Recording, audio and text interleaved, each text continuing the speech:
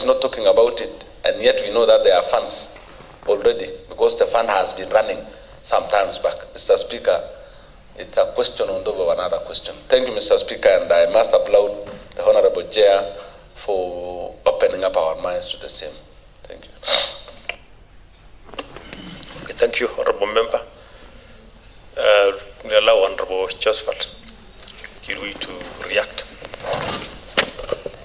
Well, thank you very much, Mr. Speaker, for this opportunity. I want to thank the Chair and the committee at large for the work they've done, the research they've conducted, and the elaborate report on the issue that I brought before this House. Mr. Speaker, for the very first time, this is a well responded question, and the committee understood the assignment, Mr. Speaker, I must say that. And maybe from the onset, may I correct what the Chair on Agriculture and Cooperatives has stated, that we have the monies in the accounts. I want to believe that he has mistaken the enterprise fund with the amounts that we normally appropriate for cooperatives. If that is so, I think that is an overlook by the member. Mr. Speaker, the issue of enterprise fund, we have the policy in place, and seemingly there has been a failure by the department to implement the same. However, this is a wake-up call, and I'm very sure that the committee have given the right recommendations before the House. I'm also happy that the chair of the committee is a member of the budget committee, and I want to agree with the recommendation that come the estimates for the next financial year, we have to consider apportioning some amounts towards this particular kitty. Mr. Speaker, this is one of the areas or sources of finances which SMEs or small and medium, the businesses and the general economy of businesses within the county. Mr. Speaker, when during the 2022 campaign, Mr. Speaker, the government in place went around promising people to empower mostly the youths and the women. Mr. Speaker, I want to believe that if we consider having some allocation on this fund, then this can be a better way of promoting majorly the entrepreneurs who are out there trying to start up businesses, but they are limited in terms of capitation. Mr. Speaker, I want to urge this House that let us consider supporting majorly the SMEs so that we promote businesses across the county, and in return we shall be having better revenue for the county as well, and we shall have empowered the better population.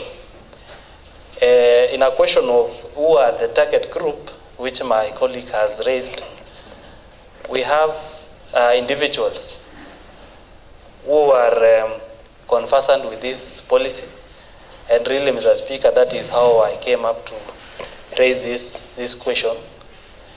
There are individuals, there are small groups which have been formed across the county, but they are limited in terms of capacity because there are no funds. So having this will be a noble idea, and when an individual is given a loan of, Mr. Speaker, say even 200,000, that is enough startup loan to start up small businesses which may end up growing and becoming bigger businesses.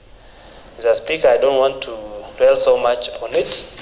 Once again, I must thank the committee and let us look forward to having an appropriation or an allocation to this fund come the next come the budgetary estimates. Mr. Speaker, thank you for this opportunity. Honorable Ernest.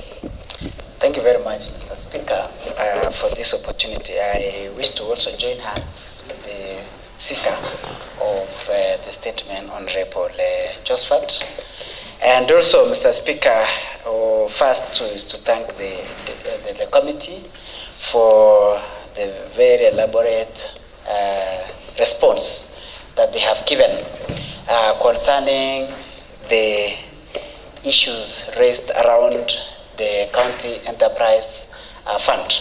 Mr. Speaker, I also wish to throw in my support for the fund because this fund, Mr. Speaker, as it has been said, will assist in supporting our young entrepreneurs and also supporting the youths and the women. Mr. Speaker, it is noted that the sponsor of the youth enterprise was as a result of a petition brought to this house by a member of my ward. And I want to applaud Mr. Korir and his team for having petitioned this house to come up with an act or a law that provide for the disbursement of the fund. Mr. Speaker, reading from the report and the response from the department, I must say that I'm one of those people who are worried about the competency of the people that are appointed to serve in these departments. Mr. Speaker, from this report, it is clear that the people managing this department are incompetent. Reason being, Mr. Speaker, we are being told that the person handling this department do not differentiate the difference between a CIDP, an ADP, and estimates, Mr. Speaker. Mr. Speaker, does that give us a reason as to why they have never allocated any funds to that kitty? Could it be because the person in charge of this department do not understand that CIDP is just a 5-year program, but he or she needs to allocate funds that are actualized in a budget, Mr. Speaker? Does it mean that the person running this department is incompetent? And if it is indeed true from the assertion or what the report has indicated, then what is this house supposed to do? Mr. Speaker, I am a member of budget committee, and I have promised myself that I will ensure that we give a support, we allocate money to the department. Will they use this money, Mr. Speaker? Because they do not understand the difference between a CIDP and estimates, Mr. Speaker. Now, the chair, I want to challenge the chair because I don't want to ask for more clarification. I want to challenge the chair to invite the CEC in charge of that department, Mr. So that he or she can shed more light whether the CEO understands his or her work. Because I'm a worried person. Even if we allocate, Mr. Speaker, this is a kit that has been implemented or that has been passed for the last 3 years, but there is no funds in it, Mr. Speaker. So that even if we allocate now, will it be implemented as it were? Thank you very much, Mr. Speaker.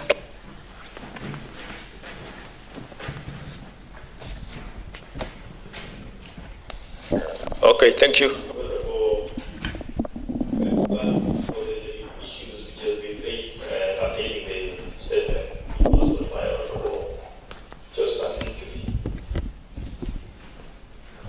I believe the chair has captured the concern.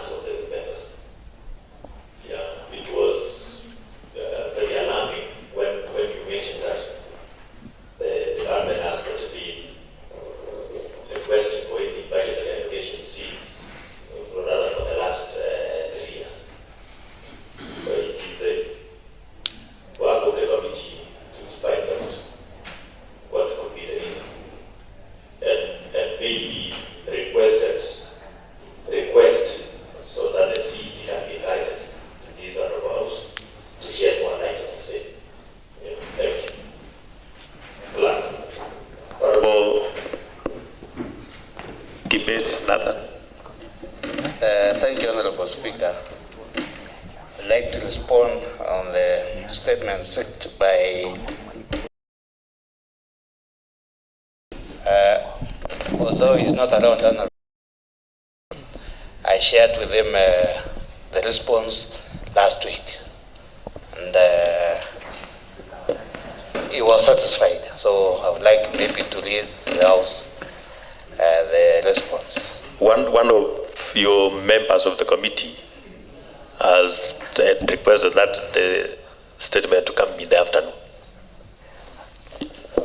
Okay, Honorable Speaker, you can guide me. If it is possible, I can read now. If it is not possible, like again, I can wait up to 2:30, Honorable Speaker.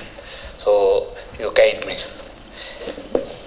I ruled that the statement be handled in the afternoon. Okay, I stand guided, Honorable Speaker. Probably when the statement seeker will be around. So it will be your work, Honorable Member, to make sure that the statement seeker will be in the House. What if he fails to turn up, Honorable Speaker? Does it mean I will not be able to read? No, he's gotten a chance to be there when the statement has been read. But if he will not be around. Point of order, Honorable Speaker. Mr. Speaker, Honorable Peter.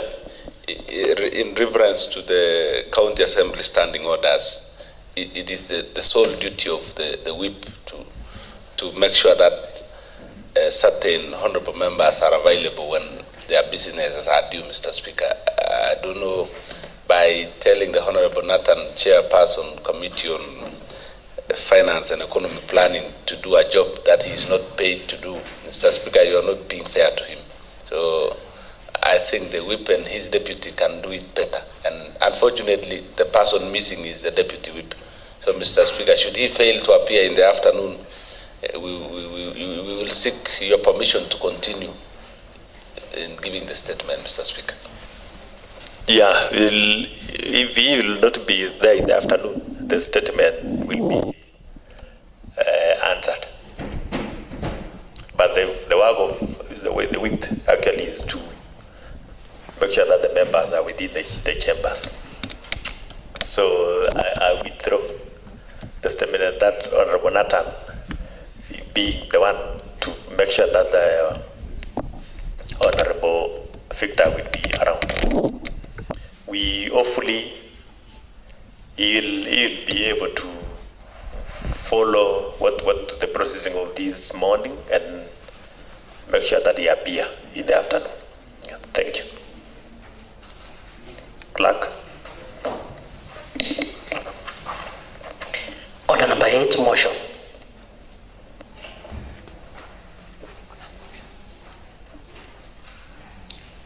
There was a motion moved by Honorable Kiprotich Wesley. Kiprotich Wesley, kindly take over. Honorable Speaker, Honorable Kiprotich is not around. I think maybe he was not informed that his motion will be today. It was supposed to be yesterday, Honorable Speaker. So he was not informed that it has been rescheduled to today. How did you know that he was not informed, Honorable Member? Yes, we had talked in the morning, Honorable Speaker, while I was on my way. So it means you also able to talk to Honorable Victor. But we'll Mr. Speaker. Honorable Ernest. I think the Chair of Finance is in order to report that Honorable Member is absent in the House. But I've just seen that he posted that he is with his doctor, Mr. Speaker. So maybe I've just seen in our WhatsApp group. Maybe we can allow him time so that he can come and move the motion. Thank you. Thank you. The table office will communicate with them and make sure that he be given convenient time to move his motion. Thank you, Clerk. Adjournment. This sitting is adjourned to 2:30 today.